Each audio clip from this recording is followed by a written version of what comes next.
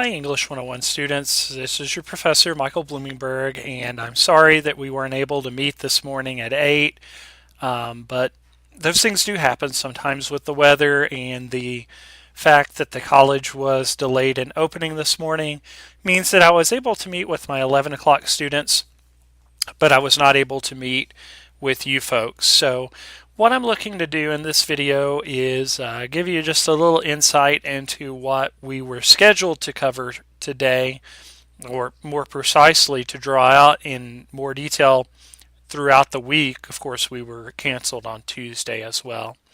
So I'm on our Blackboard page, and what I'm going to do is go over to course content in the navigation side of the screen. And if you click on Naomi Klein's from No Logo, you will notice that I have added some notes in addition to the actual article. So you're going to spend some time looking at the notes, and this isn't quite the same as it would be if we had had our class, because there would be obviously more interaction and the chance to hear more from you. But it will, if I click on notes and pull it up as a Word document, it will allow us to spend some time looking at the information as it would have unfolded in class today. Well, we left off last time looking at a class theme, and that's by Stephen King from a book called On Writing, published in the year 2000. And you may recall that we talked about on Thursday of last week that if you want to be a writer, according to King, you must do two things above all others: read a lot and write a lot. So the write a lot is the repetition part of the theme, or the assignments that I'm going to ask you to do in the class, whether it be essays or grammatical exercises, whatever the case may be. And the reading is important because you're able to see how words come together to form sentences and the patterns that writers can craft to make the writing stronger.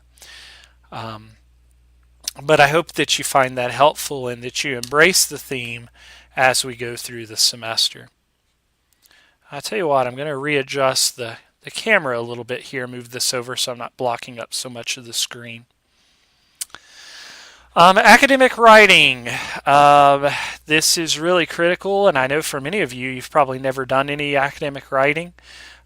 Some of you have had other classes at the college, and some of you have had experiences writing in high school, but I found that it really varies within the classroom setting. So some of you probably have some experience writing, and some of you have probably never written an essay before, and that's fine.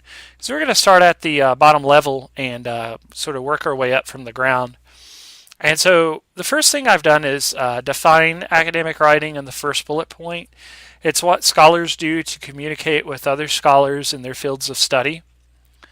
And that's really important because it's not the same kind of writing that you're doing if you keep a journal, if you write poetry, post on discussion boards or social media, that sort of thing. And based upon what academic writing is, you have to develop in the second bullet point something called habits of the mind. Those are the patterns of thought that lead you to question assumptions and opinions. And so what I'm always encouraging you to do as a student in English 101 is to question the assumptions, the opinions.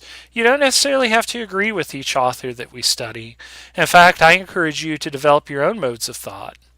Now, one of the ways that you can develop a healthy habit of the mind is by reading critically and actually annotating your reading and making notes on it, highlighting. I noticed that a lot of my 11 o'clock students were able to do that, and so I was very pleased with what kind of start they're off to there. Critical thinking, the objective analysis and evaluation of an issue in order to form a judgment. You have been critical thinkers all your life. If you think back to the time when, as a child, maybe you had a parent or a guardian who said, "Now don't touch that stove because it's hot." But above the stove, maybe there's a cabinet that has cookies in it. So you really want the cookies. And even though you have a parent who's told you not to, you're looking for more objective analysis. Remember that your parent or guardian is subjective. They love you. They're trying to keep you safe. So objectively, You put your hand to the stove to try to reach that cabinet and it burns your hand, so you pull your hand back. You have now evaluated critically. You know that that stove is hot, and if you touch it, you will get burned. And so maybe next time as a kid you're around that stove, as a small child, you do everything in the world to stay away from that stove. That's critical thinking. And so you've been doing that since you were a child. A difference is with academic writing, you have to decide based upon the evidence that's presented if the writer has objectively proven his or her judgment. And so that's your job as a reader as well as your job as a writer. And those are the basic elements of academic writing and the foundations that we're going to build upon in the class. Remembering that our central question is, how do I write academically? So I want to switch gears and look at From No Logo by Naomi Klein. And you can see a picture of Klein. She is alive. I know a lot of times when you read authors in English classes, they're the classics that involve authors who've been deceased for a while. But she's alive and presumably well. Now you'll find some bullet points where I've given you some information about who Klein is as a person and as an author. She's a Canadian author, social activist, and filmmaker known for her political analysis and criticism of corporate globalization and corporate capitalism. Now, I don't necessarily always agree with Klein's point of view, especially regarding her criticisms of capitalism, but I do find it interesting that this shapes her point of view. And you'll especially see that in her best known work, which you'll see as the second bullet point, No Logo. Now, your essay is just an excerpt from that. You obviously don't have the whole book, but you do have enough of the selection to be able to figure out where she's going directionally in terms of her thesis in the article. Now, interestingly, she had a paternal grandfather that was an animator for Disney. This was back in the golden age of Disney, not so much the Pixar type of Disney that we think about today, or even the Disney that has in recent years purchased such global entities as Lucasfilms, which distributes Star Wars, or even Marvel, which of course Marvel Comics and the characters associated. But he worked during the golden age of Disney, where your animation was much more hands-on. But he was fired and went on to work at a shipyard. There's nothing wrong with working at a shipyard, by the way. I value people who support their families and try to make a decent living. But you can imagine that it must have involved a higher pay at Disney than it was at the shipyard. And so undoubtedly there were consequences for that and how Klein was brought up, and maybe that helped shape some of her beliefs along the way. Move the camera over just a little bit. The next bullet point, she was obsessed with shopping malls and consumerism as a teenager, but changed as an adult.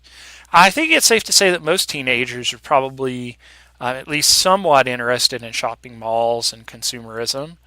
But she did a 180 later in her life, and much of that was based on the influence of her mother. I didn't put that in the bullet point, but her mom was really instrumental in changing her point of view. So what seems to be Klein's attitude about designer labels and name brands today?